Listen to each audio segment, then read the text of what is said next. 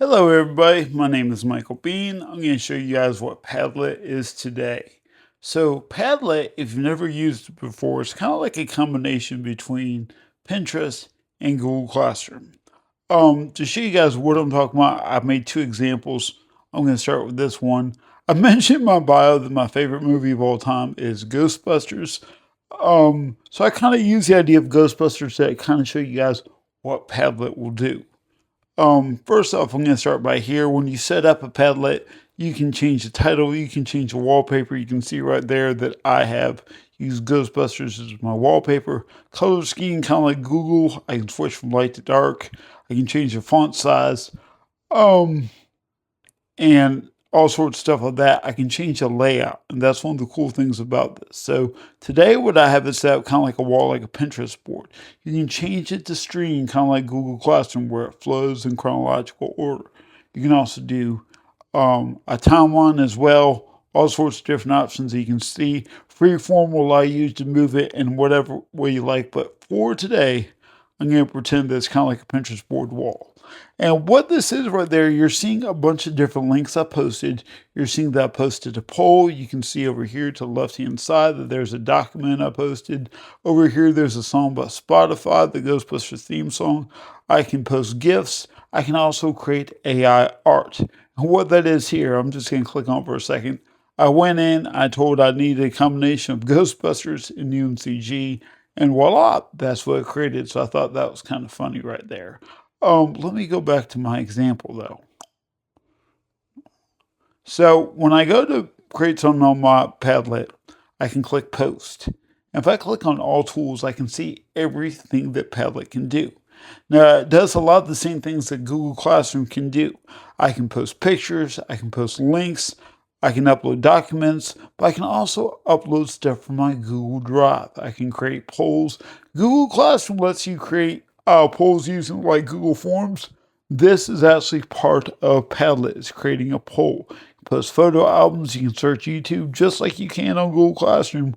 One of the cool things it can do is connect to Spotify. Now, Spotify will only work if the person trying to listen to the song also has an account. So for this situation, most kids probably won't have a Spotify account. So using YouTube works just the same. Okay. Now I mentioned you can create AI images and AI text, same way you can on an AI generator. I showed you guys that down here by going and I just inputted, oops, excuse me, oh dear. Let me go back to this. I inputted Ghostbusters in UNCG, and boom, it gave me an AI image. So you can see all the sorts of different things I can post, which is great if you're using this as social media, but I don't want to use it as social media.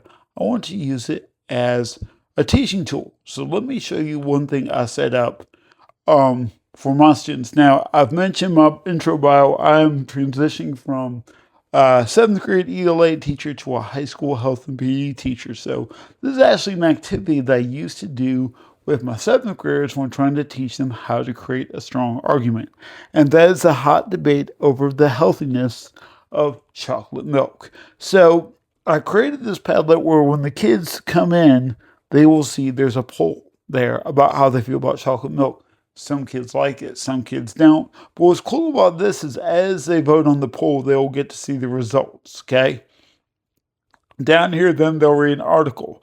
It's an article I've been using for several years now about exactly how healthy is chocolate milk. The article will give 4 reasons why it's a healthy source of protein or vegetables and vitamins and everything. I said vegetables, not vegetables, vitamins, my bad. And then on the other side of that will be 4 reasons why chocolate milk is not healthy. So they can read this. And then right here, I said in the comments section, state which side of the chocolate milk debate you rest on. So after reading that article, they can go in, kind of like social media, and they can add a comment.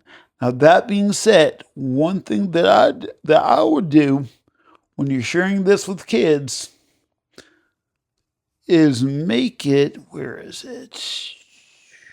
Right here in front of me. Require visitors to log in. This will make it so when they comment, you can see their full name. If you don't have that turned on, kids can come up with any random name. You could have a kid in the back, whose name is Jim Bob, and they change your name to Beavis, and then you don't know who Beavis is, and then you're kind of like, it cuts on the ability for kids to post inappropriate comments or content by allowing visitors to log in using their account, and therefore you can kind of control who says what, and you can see who says what. From there on, they can jump down to this video, watch a video, then your daybook. I mentioned before that a daybook is kind of an interactive journal that I have my kids do to reflect on lessons, reflect on assignments, reflect on their personal thoughts about text. And in their daybook, they can write down what valid points were made both for and against the chocolate milk in school. So in this situation, Padlet is being used as the avenue for my poll, for posting this article, allowing them to comment on it, and then watching videos and respond to that as well. Now, one of the cool things it can do, earlier, I went in and I created a game about milk. If I go right here to post, you will see one thing that Padlet can do. It has a Padlet arcade. It can create games based on what you're learning, okay? So what I did was I found an article about chocolate milk, about how milk helps us.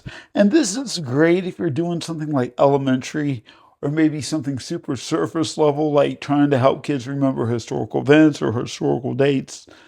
It's not for deep learning, but it's a great way to get kids to interact with the technology. Like I said, it's kind of an elementary thing, but it's, like I said, as you get higher, you're not going to see the deep learning off that surface level stuff that they can go through, and they can, after they read the article, they can go through and play the game, the AI game that was created for them based on, the article within there. And there's another one where, I gave them a website they can look at to learn more about the chocolate milk debate, okay?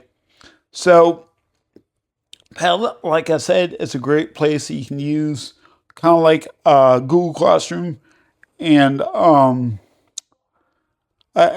form of posting board that you can use to make kids interact with what you're doing. It's where to put kind of all your things together, okay? Got any?